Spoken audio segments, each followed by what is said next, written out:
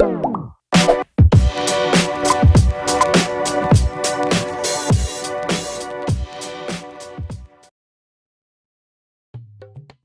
dinasti Islam berkuasa setelah berakhirnya masa kekuasaan Bani Umayyah.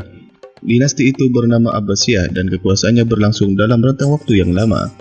Selama Abbasiyah berkuasa, pola pemerintahan yang diterapkan berbeda-beda sesuai dengan perubahan politik, sosial, dan budaya. Para sejarawan membagi masa pemerintahan Abbasiyah dalam 5 periode. Masa pengaruh Persia, masa pengaruh Turki di bawah kekuasaan dinasti Buayhi, di bawah kekuasaan dinasti Seljuk, dan masa kekhalifaan bebas dari pengaruh dinasti lain, tetapi kekuasaannya hanya efektif di sekitar kota Baghdad.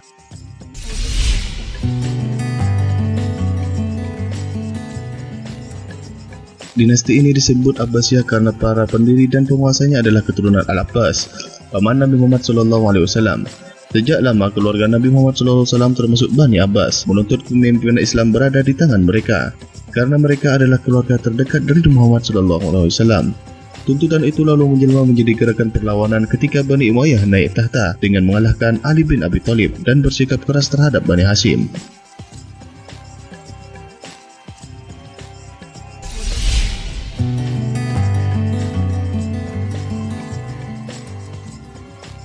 Para pendiri dinasti Abbasiyah adalah Abu Abbas As-Saffah yang menggantikan saudaranya Ibrahim memimpin gerakan melawan Umayyah. Di bawah pemimpinannya, bala tentara Abbasiyah terlibat perang melawan tentara Umayyah di Zabhulu, sebuah anak sungai Tigris di sebelah timur Mosul, Irak.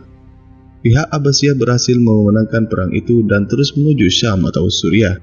Dari sana, kota demi kota kemudian dapat mereka dikuasai. Abu Abbas naik tahta sebagai khalifah pertama Abbasiyah pada tahun 750.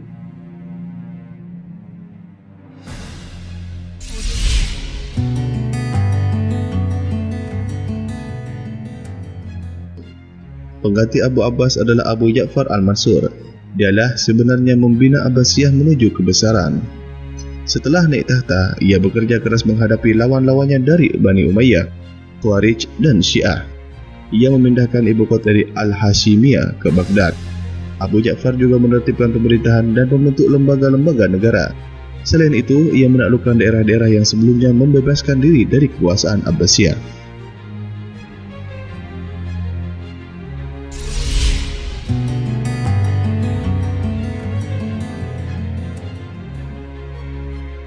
Kejayaan Abbasiyah mencapai puncaknya pada masa Khalifah Harun ar-Rasyid dan anaknya Al-Ma'mun. Pada masa Harun, kesejahteraan sosial, kesehatan, pendidikan, ilmu pengetahuan, kebudayaan, dan kesusastraan berada pada zaman keemasannya. Pada masa inilah Islam menjadi negara terkuat dan tak tertandingi. Adapun pada masa Al-Ma'mun, gerakan intelektual dan ilmu pengetahuan sangat menonjol dengan didirikannya Baitul Hikmah, sehingga Baghdad menjadi pusat kebudayaan dan ilmu pengetahuan.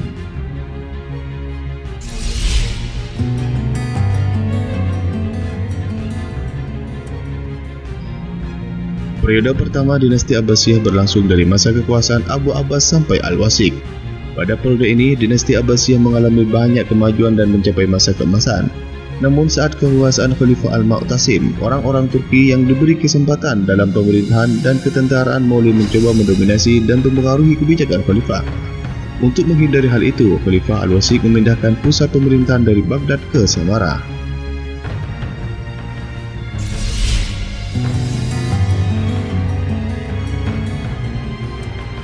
Periode ini berlangsung sejak tahun 847 hingga 945, ketika Al-Mutawakkil menjadi Khalifah Abbasiyah. Ia dan para khalifah penggantinya sangat lemah sehingga orang-orang Turki yang sebelumnya berada di dalam unsur militer pada masa Khalifah Al-Mu'tasim dapat mengambil alih kekuasaan. Mereka lalu mengangkat khalifah sesuai dengan kehendak mereka. Walaupun kemajuan intelektual dan kebudayaan terus berjalan, secara politik kekuasaan Abbasiyah bertambah buruk.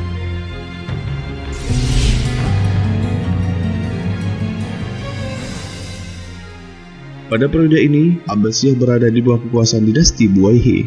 Keadaan ini lebih buruk dibanding periode sebelumnya, terutama karena Bani Buayhi menganut aliran Syiah. Khalifah tidak lebih sebagai pegawai yang diperintah dan diberi gaji. Pada periode ini, pusat pemerintahan Islam tidak lagi di Baghdad, tetapi telah dipindahkan ke Syiraz, tempat Ali bin Buayhi berkuasa. Meskipun begitu, ilmu pengetahuan terus mengalami kemajuan pesat pada periode ini dengan munculnya para pemikir besar seperti Al-Farabi, Ibnu Sina, Al-Biruni, Ibnu Makawis, dan sekelompok studi Ikhwan As-Safa Bidang ekonomi, pertanian, dan perdagangan juga mengalami kemajuan.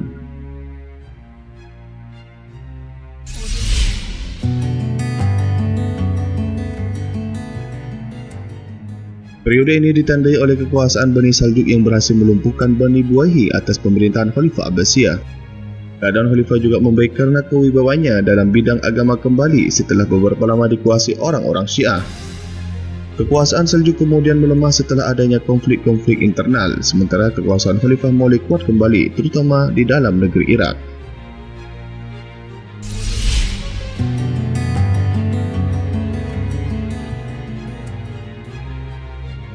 Pada periode ini, Abbasiyah tidak lagi berada di bawah kekuasaan dinasti tertentu. Mereka merdeka dan berkuasa di sekitar Baghdad.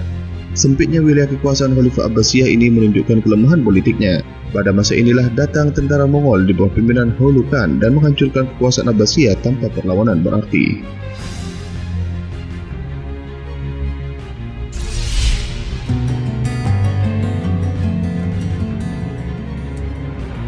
Pada periode kedua, Abbasiyah mulai mengalami kemunduran. Selain para khalifah yang memimpin tidak memiliki kekuatan dan kewibawaan, ada faktor-faktor lain yang menyebabkan kemunduran itu, seperti luasnya wilayah kekuasaan yang harus dikendalikan, sementara komunikasi lambat, ketergantungan pada militer sangat tinggi, kesulitan keuangan karena beban pembiayaan tentara sangat besar, dan munculnya beberapa pemberontakan seperti Zanj dan Karamitah.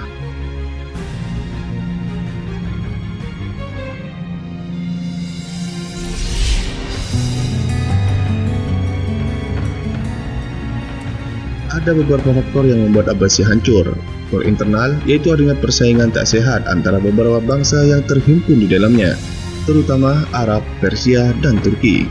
Adanya konflik aliran pemikiran Islam yang sering menyebabkan pertumpahan darah.